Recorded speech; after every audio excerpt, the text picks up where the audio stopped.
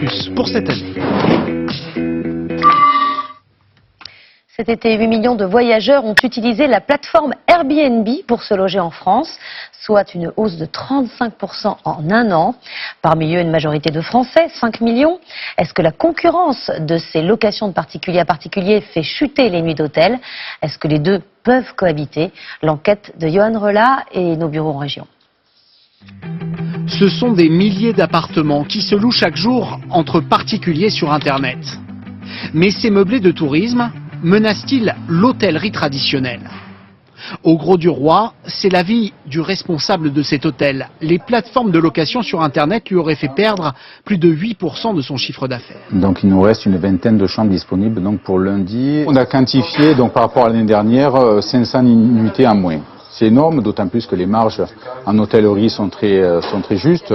Un hôtel 3 étoiles cerné par les locations saisonnières. Nous on est ici. Des logements dont le nombre aurait presque doublé en seulement 3 ans.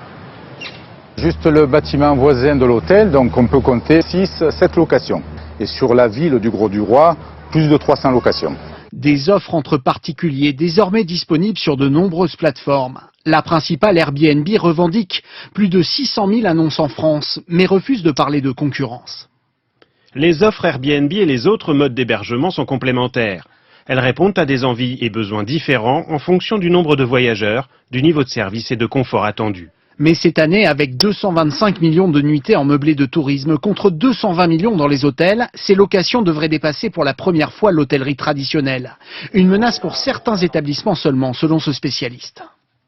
Dans les 4 et 5 étoiles, il n'y a pas de concurrence des locations de meublés entre particuliers. En revanche, pour les hôtels 1 et 2 étoiles, il y a une concurrence réelle, ceux pour lesquels le prix est déterminant dans le choix du client. Une concurrence qui se fait surtout sentir en basse saison. Dans les zones touristiques, la plupart des hôtels continuent d'afficher complet tout l'été. Vous vous souvenez sans doute de ces clichés en noir et blanc de stars de cinéma